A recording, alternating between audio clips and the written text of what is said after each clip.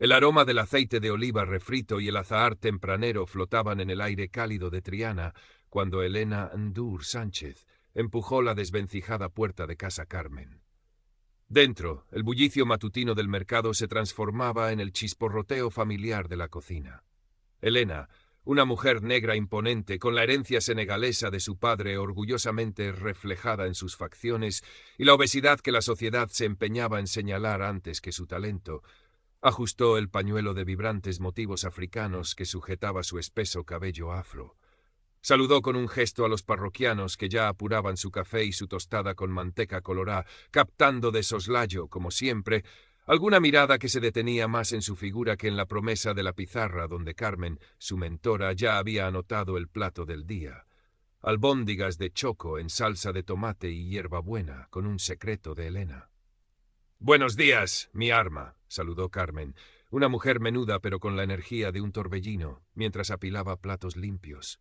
Su tasca, un rincón con azulejos desconchados y fotos sepia de antiguas glorias del flamenco, era el único lugar donde Elena se sentía chef antes que negra, antes que gorda. «Hoy tenemos lío. El del almacén se ha retrasado con el pan». Elena sonrió. «No hay problema, Carmen. Hacemos unos picos caseros que se chupan los dedos». Se movió por la estrecha cocina con una agilidad que desmentía su volumen, sus manos expertas seleccionando especias, su nariz evaluando la frescura del cilantro. Aquí, entre fogones, era donde su verdadero yo florecía, donde la fusión de los sabores de su infancia, el yassa de pescado de su padre senegalés, los guisos contundentes de su madre andaluza, cobraba vida. Pero el sueño de Elena iba más allá de las paredes de Casa Carmen. Anhelaba su propio restaurante, un lugar donde su cocina con alma, como la llamaba, pudiera brillar sin filtros. Un sueño que parecía tan lejano como la luna cada vez que revisaba sus exiguos ahorros o recordaba la mueca de desdén de aquel chef con estrella Michelin que años atrás le había negado unas prácticas con un lacónico: «Lo siento, Elena, pero la alta cocina requiere otra presencia». Las palabras exactas se habían desvanecido, pero la quemazón del rechazo, la certeza de que su presencia, su negritud, su obesidad, era el verdadero impedimento, seguía intacta. Esa mañana, mientras amasaba con brío la masa para los picos, un anuncio en la radio captó su atención. Vuelve Alma del Sur, el prestigioso concurso que busca al chef más innovador de Andalucía. Un jurado de excepción, presidido por el aclamado crítico gastronómico don Alejandro Quintana, elegirá al nuevo referente de nuestra cocina. Inscripciones abiertas. Elena se quedó inmóvil, el corazón latiéndole con una mezcla de esperanza y terror. Alejandro Quintana. Su nombre era sinónimo de poder en el mundillo gastronómico sevillano. Un hombre de gustos exquisitos, decían algunos. Un elitista con prejuicios anclados, susurraban otros. Sus críticas, publicadas en el influyente El Correo de Andalucía, podían encumbrar un restaurante o hundirlo en el olvido. Elena lo había visto en televisión, delgado, impecable, con una sonrisa fría y una mirada que parecía analizarlo todo con superioridad. El contraste con ella no podía ser más absoluto. ¿Alma del Sur? Carmen, que había entrado a por más aceite, la miró con sus ojos vivaces. «Niña, eso es para ti. Tienes más alma en el meñique que todos esos estirados juntos». Elena suspiró. «No lo sé, Carmen. Quintana, no creo que yo sea lo que él busca». «¿Y qué busca él, según tú? ¿Una muñequita de porcelana que cocine sin despeinarse?» Carmen se secó las manos en el delantal. «Tú cocina, Elena. Deja que tu comida hable. Que se ahoguen en prejuicios si quieren, pero que lo hagan con la boca llena de tus maravillas». Las palabras de Carmen, directas y llenas de ese cariño brusco tan suyo, encendieron una chispa en Elena. Pero fue Mateo, 25, un joven con gafas de pasta y una cámara siempre colgada al cuello, quien avivó esa chispa hasta convertirla en llama. Mateo había recalado en Casa Carmen por pura casualidad hacía unas semanas, buscando historias para su modesto pero apasionado blog Sevilla Secreta, Sabores con Alma. Había probado el plato de Elena de aquel día, un arroz meloso con pato y setas de la sierra, con un toque de jengibre y bisap, y había quedado, según sus propias palabras, deslumbrado. Su reseña, llena de entusiasmo genuino por la autenticidad y la audacia de la cocina de Elena, había atraído a algunos nuevos clientes a la tasca. Ahora, al enterarse del concurso, Mateo no cabía en sí de emoción. «Elena, tienes que presentarte», exclamó, irrumpiendo en la cocina esa misma tarde, con la energía de un cachorro. Tu cocina es exactamente lo que Alma del Sur dice buscar. Innovación, raíces, alma. Imagina el alcance, las oportunidades. Elena sonrió ante su fervor. Mateo, calma. Una cosa es gustarle a tus seguidores y otra muy distinta es enfrentarse a Alejandro Quintana y a todo lo que él representa. En su voz había una mezcla de gratitud y escepticismo. Ya sabes cómo funciona esto. La imagen lo es todo. Se tocó el pañuelo que cubría su cabello, un gesto inconsciente. Pues cambiemos esa imagen, replicó Mateo, sus ojos brillando detrás de las gafas. O mejor dicho, demostremos que la única imagen que importa es la del plato vacío y la sonrisa del comensal. Tu comida es poderosa, Elena. Puede contar tu historia, y yo te ayudaré a que esa historia se vea y se escuche. Le mostró su cámara. Fotografiaré cada plato, cada gesto. Haremos que la gente se enamore de tu cocina antes incluso de probarla. La fe de Mateo era contagiosa. Entre él y Carmen lograron erosionar las defensas de Elena. Esa noche, con el corazón encogido, pero también vibrante de una extraña excitación, rellenó el formulario de inscripción online para Alma del Sur. Al escribir su nombre, Elena Ndur Sánchez sintió como si estuviera plantando una bandera en territorio hostil. Las primeras pruebas del concurso se celebraron en una hacienda encalada a las afueras de Sevilla, un lugar de belleza idílica que contrastaba con la tensión palpable en el ambiente. Decenas de aspirantes, la mayoría jóvenes, nerviosos y con uniformes impolutos, se afanaban en cocinas improvisadas bajo carpas blancas. Elena, con su delantal de motivos africanos sobre su ropa cómoda, destacaba. Sintió las miradas, algunas curiosas, otras abiertamente evaluadoras, deteniéndose en su figura, en el color de su piel. Respiró hondo, recordando las palabras de Carmen. Que tu comida hable. Y su comida habló. En la primera prueba, Sabores de la Tierra, donde debían crear un plato con ingredientes locales de temporada, Elena presentó una crema de calabaza asada con lascas de mojama, aceite de pimentón ahumado y un crujiente de semillas de girasol con comino. El plato era un homenaje a los productos humildes de la huerta andaluza, pero con un toque personal que sorprendió. Algunos jueces menores, catedráticos de escuelas de hostelería y chefs de restaurantes locales asintieron con aprobación. Las cámaras de televisión del canal regional que cubría el evento se detuvieron en su emplatado, tan rústico como elegante. Alejandro Quintana, sentado en el centro de la mesa del jurado, probó una cucharada con parsimonia. Sus labios apenas se movieron. Anotó algo en su libreta. Cuando llegó el momento de las devoluciones públicas, su voz, amplificada por los micrófonos, resonó con una autoridad gélida. Elena Ndur Sánchez comenzó, y Elena sintió un escalofrío. Una propuesta interesante. Hizo una pausa que se le antojó eterna, ciertamente una explosión de sabores vigorosa. La palabra vigorosa sonó casi como un eufemismo para algo más crudo. Se aprecia la intención de homenajear el producto local, aunque quizás la ejecución peque de una cierta rusticidad. Otra pausa. La cocina de concurso, querida, exige un equilibrio entre la pasión y el refinamiento. Le recomendaría trabajar en ese segundo aspecto. Elena asintió, la mandíbula apretada, intentando que la procesión de rabia y humillación no se reflejara en su rostro. Rusticidad. Sabía lo que quería decir. Era su forma elegante de llamarla tosca, poco sofisticada. Era él, recordándole su lugar. Mateo, que grababa desde un lateral, hizo una mueca de disgusto. A pesar de la crítica ambigua de Quintana, las puntuaciones de los otros jueces fueron lo suficientemente altas para que Elena pasara a la siguiente ronda. Su crema de calabaza había conquistado paladares menos prejuiciados. En su blog, Mateo tituló Elena Ndur cuando la rusticidad sabe a gloria bendita, y la foto del plato con su naranja intenso y sus contrastes de texturas era una obra de arte. La segunda prueba, Tradición renovada, exigía reinterpretar un clásico de la cocina andaluza.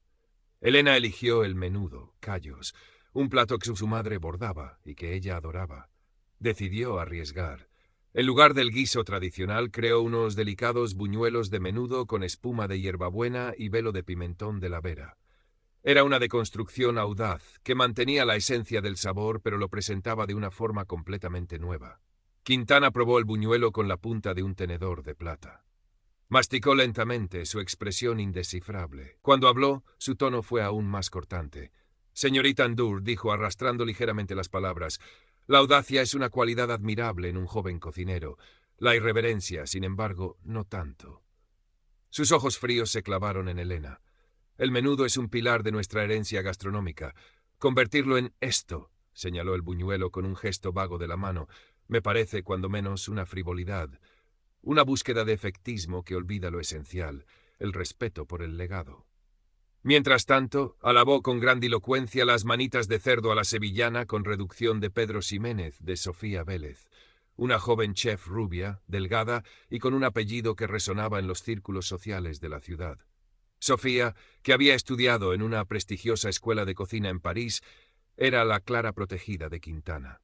Su plato era técnicamente perfecto, sí, pero a juicio de Elena y de Mateo, completamente predecible y falto de alma. «Esto sí es elegancia, esto sí es respeto por el producto», sentenció Quintana, sonriendo levemente a Sofía. «Una ejecución impecable que honra nuestras raíces». Esta vez la crítica de Quintana dolió más. No era solo su plato, era su identidad, su forma de entender la cocina como un diálogo entre culturas, lo que él despreciaba. Salió de la carpa de evaluación sintiendo un nudo en el estómago. Mateo la esperaba, furioso. «Es un farsante», exclamó Mateo. Un snob con aires de grandeza. «Tu plato era 1000 veces mejor, más original, más alma del sur que esa antigualla de Sofía». Elena forzó una sonrisa. «Así es el juego, Mateo, y él pone las reglas». «Pues habrá que cambiar las reglas», dijo Mateo con una determinación sorprendente. «Voy a investigar a este tipo. Voy a mirar sus críticas pasadas, sus conexiones. Si hay un patrón, lo encontraré y lo publicaré». Carmen, que había venido a apoyarla ese día, la abrazó con fuerza. «Niña, no dejes que ese pavo real te quite el sueño. Tú vales mucho más que sus palabras envenenadas. ¿Sabes cuántos cocineros gitanos maravillosos ha habido en esta tierra a los que ni siquiera dejaban entrar por la puerta de atrás de los restaurantes finos? ¿Y cuántas mujeres cocinaban mejor que sus maridos chefs, pero se quedaban fregando platos? Esto no es nuevo, Elena, pero tú eres fuerte, más fuerte que ellos». Las palabras de Carmen y la lealtad de Mateo fueron un bálsamo. Elena decidió que no se rendiría. Si Quintana quería guerra, la tendría. Pero ella lucharía con sus propias armas, su talento, su verdad y una creatividad que él no podría ni empezar a comprender. La siguiente prueba se celebró en el patio de un convento reconvertido en espacio para eventos, un lugar con un encanto especial. El reto era cocina solidaria. Preparar un menú completo y nutritivo para los niños de un comedor social del barrio de las 3000 viviendas. Los ingredientes eran básicos, donados por bancos de alimentos. Aquí no había lugar para espumas ni esferificaciones, solo para ingenio y corazón. Elena se sintió en su elemento. Recordó los platos sencillos pero llenos de sabor que su padre preparaba para la familia cuando los recursos escaseaban. Diseñó un menú colorista y nutritivo, una crema de lentejas rojas con un toque de cúrcuma y jengibre para abrir el apetito, un pollo al limón al estilo senegalés, tierno y jugoso con arroz blanco y verduras salteadas, y de postre unas brochetas de fruta fresca con una salsa de yogur y miel de azahar. Comida real para gente real. Los niños del comedor social, que actuaban como jurado popular junto a los profesionales, devoraron los platos de Elena con entusiasmo. Sus risas y sus «qué rico» fueron la mejor evaluación. Incluso Quintana, al observar la escena, no pudo evitar que una extraña expresión, casi de desconcierto, cruzara su rostro por un instante. Sin embargo, su devolución pública fue, una vez más, condescendiente. «Un esfuerzo loable, sin duda, señorita Ndur», concedió. «Es gratificante ver cómo se puede alimentar con dignidad. No obstante, el concurso busca también la excelencia técnica, la innovación que eleve nuestra gastronomía. Y en ese aspecto, su propuesta, aunque bien intencionada, ha resultado previsible». Sofía Vélez, por su parte, había preparado unas mini hamburguesas gourmet con pan de brioche y patatas paja, un plato que los niños también disfrutaron, pero que a Elena le pareció una concesión facilona y un tanto fuera de lugar en ese contexto. Quintana, como no, lo calificó de adaptación inteligente y muestra de versatilidad. Pero algo empezó a cambiar ese día. Mateo había grabado las reacciones genuinas de los niños ante la comida de Elena y las había subido a su blog y a las redes sociales con el título «La verdadera alma del sur. Los niños no mienten». El vídeo se hizo viral a nivel local. La gente comentaba la calidez de Elena, la alegría de los pequeños, y contrastaba esto con la frialdad de las críticas de Quintana. Por primera vez, la imagen pública del crítico empezó a resquebrajarse. Antes de la semifinal, la tensión era máxima. Se rumoreaba que Quintana estaba furioso por la repercusión del vídeo de Mateo y que estaba dispuesto a todo para que Elena no llegara a la final. La prueba era compleja. Crear un plato que representara el futuro de la tradición andaluza. Elena había planeado una creación ambiciosa, un mar y montaña que fusionaba la gamba blanca de Huelva con el cerdo ibérico de la Sierra de Aracena, utilizando técnicas de cocción al vacío y ahumados sutiles con madera de olivo. Había conseguido un azafrán de primerísima calidad, esencial para el caldo base. La noche anterior a la prueba, Elena repasaba mentalmente la receta en la pequeña cocina de Casa Carmen, donde se quedaba hasta tarde practicando. Cuando fue a buscar el azafrán, que había guardado celosamente en un bote hermético, descubrió con horror que había sido reemplazado por hebras de cártamo, un colorante barato sin apenas sabor ni aroma. Alguien había entrado y lo había cambiado. Sintió un escalofrío. No podía ser casualidad. Era un sabotaje claro. Sus ojos se llenaron de lágrimas de rabia e impotencia. ¿Quién podría haber sido? ¿Sofía? ¿Alguien influenciado por Quintana? No tenía pruebas, solo la certeza amarga de que alguien quería hundirla. Por un momento, la idea de abandonar, de mandarlo todo al diablo, la tentó con fuerza. Llamó a Mateo, desesperada. «No puedes rendirte ahora, Elena», le dijo él con vehemencia. «Esto es la prueba de que te temen, de que tu talento es una amenaza para ellos. Si te retiras, ganan». Carmen, al enterarse, fue aún más directa. «Coge ese pimentón de la Vera que tienes ahí, el bueno, el de mi pueblo, y esa cúrcuma y ese jengibre que tanto te gustan. Inventa algo. Demuéstrales que tu cocina no depende de un solo ingrediente, sino de tu cabeza y de tu corazón. Que te han robado el azafrán, pero no te han robado el alma». Las palabras de sus amigos la sacudieron. La rabia se transformó en una determinación fría. No les daría esa satisfacción. Pasó la noche en vela, reformulando su plato, adaptándolo a las circunstancias. Si querían guerra sucia, ella respondería con creatividad y resiliencia. Al día siguiente, en la semifinal, Elena presentó su Mar y Montaña de la Resiliencia. Explicó con calma y dignidad el incidente con el azafrán, sin acusar directamente a nadie, pero dejando clara la situación. A veces, dijo, los ingredientes más importantes no son los que planeamos, sino la capacidad de adaptación y la pasión con la que cocinamos. Este plato lleva menos azafrán del que me hubiera gustado, pero les aseguro que lleva una dosis extra de coraje. El plato, aunque diferente al original, era una proeza de equilibrio de sabores. El pimentón y las especias exóticas le daban un carácter inesperado y vibrante. Quintana la escuchó con una media sonrisa enigmática, casi burlona. Su crítica fue lacónica. «Una historia conmovedora, señorita Ndur. Lástima que el resultado final no alcance las cotas de excelencia que se esperan en esta fase del concurso. La improvisación tiene sus límites».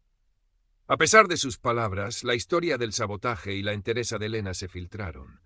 Mateo en su blog conectó los puntos, sugiriendo que la mano negra detrás del incidente podría estar muy cerca de ciertos círculos de poder del concurso. La indignación pública crecía. Elena, contra todo pronóstico, o quizás gracias a la presión popular y a la división entre los otros jueces, algunos de los cuales parecían visiblemente incómodos con la actitud de Quintana, fue anunciada como una de las 3 finalistas. Sofía Vélez también pasó, como era de esperar. La tercera finalista era una joven promesa de la cocina malagueña. La final de Alma del Sur se anunciaba como el evento gastronómico del año en Andalucía. Se celebraría en el majestuoso Salón de los Espejos del Hotel Alfonso de Troche, un símbolo del lujo y la tradición sevillana. Elena sintió el peso de la ocasión, pero también una extraña calma. Ya no se trataba solo de ganar, se trataba de ser fiel a sí misma, de dar voz a todos aquellos que, como ella, habían sido silenciados o menospreciados. Decidió que su menú final sería un viaje personal, una autobiografía en 3 platos. Lo llamó Mis raíces, mi sabor. Mateo había estado trabajando sin descanso, preparando un dossier completo sobre las actuaciones de Quintana, con testimonios anónimos de otros chefs que habían sufrido su arbitrariedad, análisis de sus votaciones sesgadas en concursos anteriores e incluso un audio conseguido por un antiguo becario del periódico donde Quintana hacía comentarios despectivos sobre cocineros de medio pelo que se creen artistas por mezclar 4 cosas exóticas. Estaba listo para publicarlo en el momento justo. Carmen movilizó a medio barrio de Triana. Consiguió entradas para la final, organizó camisetas con el lema «Elena, alma de Triana» y preparó una cacerolada pacífica pero ruidosa a las puertas del hotel para apoyar a su niña. Elena se emocionó hasta las lágrimas al ver tal despliegue de cariño. La noche de la final, el Salón de los Espejos rebosaba de gente elegante, periodistas, personalidades de la cultura y la sociedad sevillana. Alejandro Quintana presidía el jurado con su habitual aire de suficiencia, aunque quienes lo observaban con atención notaban una ligera tensión en su mandíbula. Elena, vestida con un traje de chef blanco impecable, pero con un llamativo turbante de tela wax y unos grandes pendientes de ébano, entró en la cocina habilitada para los finalistas con la cabeza alta. El primer plato de su menú fue tierra de baobab, una delicada terrina de pescado de río marinado en limón y especias africanas, con una guarnición de fonio, un cereal senegalés y una salsa ligera de tamarindo y dátiles. Al presentarlo al jurado, Elena habló de su padre, de los olores de su infancia, de la hospitalidad senegalesa, la teranga.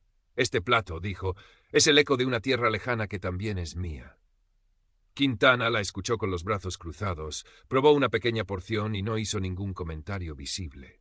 El segundo plato fue corazón de Guadalquivir, una versión deconstruida y elevada del rabo de toro deshuesado, cocinado a baja temperatura durante horas, servido sobre una crema sedosa de patatas nuevas con aceite de oliva virgen extra y acompañado de unas verduras de la ribera apenas salteadas. Este plato, explicó Elena, es mi homenaje a Andalucía, a la tierra que me vio nacer y crecer, a la fuerza y la pasión de su gente. Su voz tembló ligeramente de emoción. Carmen, entre el público, se secó una lágrima. Mientras los jueces degustaban el segundo plato, Mateo, desde un rincón discreto donde seguía el evento con su portátil, pulsó publicar. Su artículo, Las sombras de Quintana, elitismo o discriminación en Alma del Sur, acompañado del dossier de pruebas y el audio comprometedor, se lanzó a la red. Envió el enlace a varios periodistas gastronómicos nacionales que había contactado previamente y a influencers clave. El hashtag #Quintana al descubierto empezó a moverse con rapidez. El postre de Elena se llamaba Dulce Encuentro. Era una esfera de chocolate negro amargo que al romperse con una cuchara caliente revelaba en su interior una mousse de flor de azahar con trocitos de mango caramelizado al jengibre y una base crujiente de galleta de almendras. Y este postre, concluyó Elena, su voz ahora firme y clara, soy yo. La suma de mis dos mundos, la prueba de que las diferencias, cuando se encuentran con respeto y amor, crean algo nuevo y hermoso. Algunos ven en la mezcla una impureza, una amenaza a la tradición. Yo veo la historia del mundo, la riqueza de la diversidad y la promesa de un futuro más sabroso, más justo. Mi cocina, como yo, no pide permiso para existir. Simplemente es.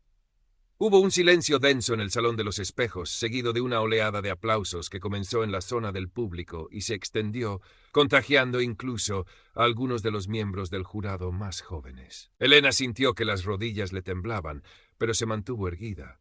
En ese momento, varios teléfonos móviles empezaron a vibrar y a iluminarse en la sala. Los murmullos crecieron. Un ayudante se acercó discretamente a Quintana y le mostró algo en una tablet. El rostro del crítico, normalmente impávido, se contrajo en una mueca de incredulidad y furia contenida. Miró a Mateo, que lo observaba con calma desde la distancia, y luego a Elena, con una expresión que era una mezcla de odio y desconcierto. El hashtag Quintana al descubierto ardía en Twitter. Los principales portales de noticias gastronómicas ya se hacían eco del escándalo. La deliberación del jurado, que debía ser a puerta cerrada, se retrasó. Se oían voces alteradas desde la sala contigua. Los organizadores del concurso iban y venían con rostros preocupados. La tensión era insoportable. Carmen apretaba con fuerza un rosario entre sus manos. Mateo no dejaba de actualizar su teléfono, informando a Elena en voz baja de la repercusión. Finalmente el jurado regresó al salón. Quintana no estaba con ellos.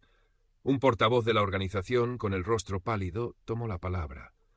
Anunció, con voz entrecortada, que, dadas ciertas informaciones de última hora que requieren una investigación exhaustiva, el jurado había tomado una decisión compleja. El primer premio de Alma del Sur fue declarado desierto ese año. Una decisión sin precedentes. Sin embargo, el jurado, por unanimidad de sus miembros restantes, había decidido otorgar una mención especial a la innovación, la valentía y el alma culinaria a Elena Andur Sánchez. Además, se le concedía una beca de formación en una prestigiosa escuela internacional y el apoyo de varios patrocinadores para iniciar su propio proyecto. El Salón de los Espejos estalló en una ovación aún mayor que la anterior. Elena, abrumada, apenas podía contener las lágrimas. No era el primer premio, pero se sentía como la mayor de las victorias. Había cocinado su verdad, y su verdad había resonado. Mateo corrió a abrazarla, seguido de una Carmen llorosa y exultante. La cacerolada de Triana, al enterarse de la noticia a través de las redes, redobló su estruendo a las puertas del hotel. Los días siguientes fueron un torbellino. Alejandro Quintana desapareció de la vida pública. Su periódico emitió un comunicado anunciando una suspensión temporal de su columna mientras se aclaraban los hechos. Otros chefs y personalidades que antes lo adulaban ahora se distanciaban públicamente. Su imperio de influencia se desmoronaba. Sofía Vélez, su protegida, se vio salpicada por el escándalo y su prometedora carrera sufrió un duro revés. Elena, en cambio, se convirtió en una celebridad local y en un símbolo para muchos. Las ofertas le llovían. Periodistas querían entrevistarla, marcas querían asociarse con su imagen de autenticidad y resiliencia. Pero ella tenía claro su camino. Con la ayuda de la beca, el apoyo de los patrocinadores que sí creyeron en ella desde el concurso y una modesta inversión de Carmen, que vendió unas pequeñas tierras que tenía en su pueblo, Elena encontró un local en el corazón de Triana, no muy lejos de Casa Carmen. Un espacio con paredes de ladrillo visto y un pequeño patio interior lleno de geranios y bugambillas. Durante meses trabajó sin descanso, diseñando cada detalle, desde la carta hasta la decoración, con la ayuda de Mateo, que se encargó de la imagen y la comunicación, y de la propia Carmen, que aportaba su sabiduría en la gestión y el trato con los proveedores de toda la vida. La inauguración de Elena Andur, Cocina con Alma, fue un acontecimiento en Sevilla. No hubo alfombra roja ni grandes fastos, sino una fiesta de barrio, con música en directo, tapas que eran pequeñas obras de arte y un ambiente de alegría contagiosa. Estaban los vecinos de Triana, los seguidores del blog de Mateo, algunos de los jueces del concurso que la habían apoyado, e incluso chefs que antes la miraban con recelo y ahora buscaban su amistad. No había rastro de la élite que antes seguía ciegamente a Quintana. El restaurante se llenó desde el primer día. La gente venía atraída por la historia de Elena, pero se quedaba por su comida. Platos que contaban historias, que fusionaban continentes, que alimentaban el cuerpo y reconfortaban el espíritu. Elena, con su turbante colorido y su sonrisa radiante, dirigía la cocina con una nueva seguridad. Ya no era la aspirante que luchaba por ser vista, sino una chef reconocida que había encontrado su voz y su lugar. Una tarde, varios meses después de la inauguración, mientras el restaurante bullía de actividad, Mateo entró en la cocina con una revista nacional en la mano. En la portada, a toda página, una foto de Elena, riendo, con un plato lleno de color en sus manos. El titular, Elena Andur, la chef que cocinó su propia revolución. Elena cogió la revista, sus ojos brillando.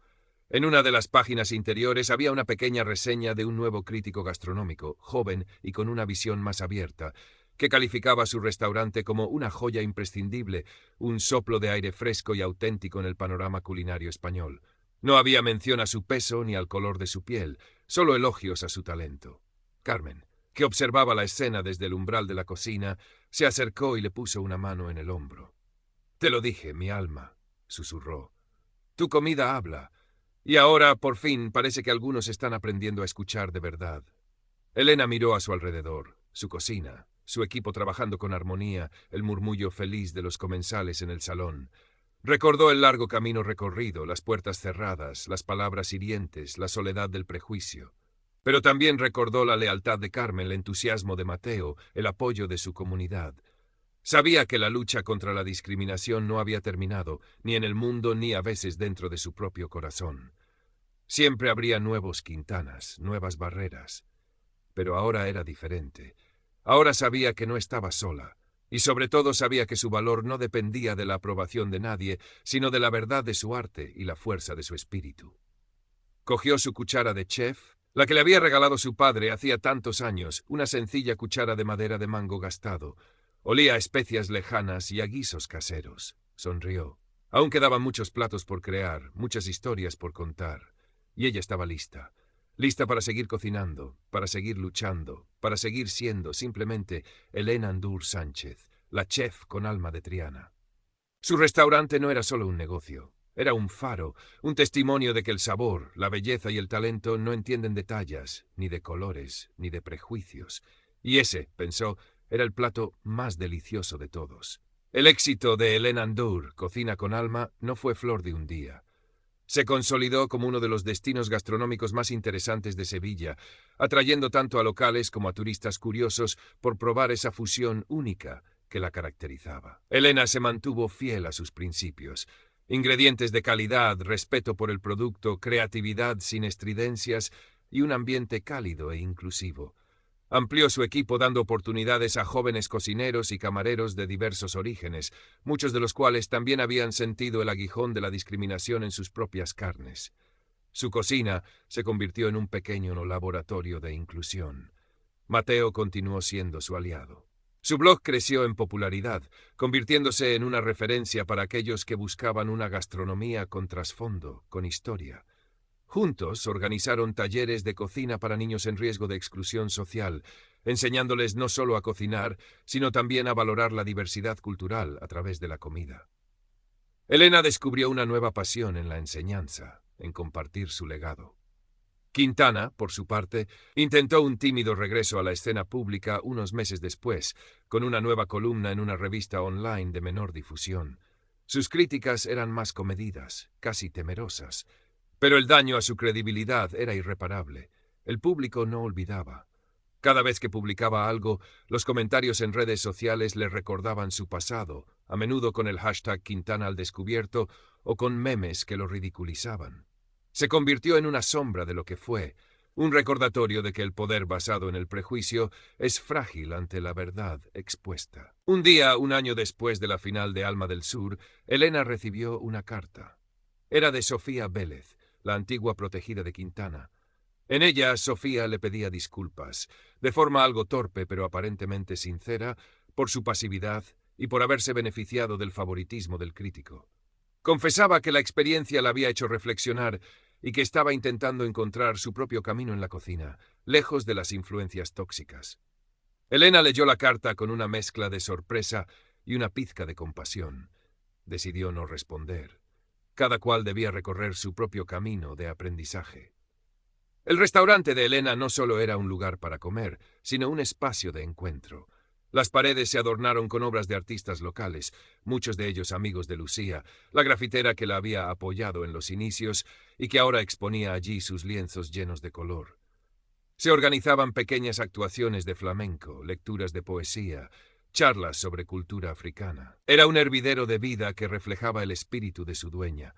Una tarde de primavera, mientras el sol se peponía tiñendo de dorado la Giralda, Elena estaba sentada en una mesa de su patio interior, revisando los menús para la nueva temporada.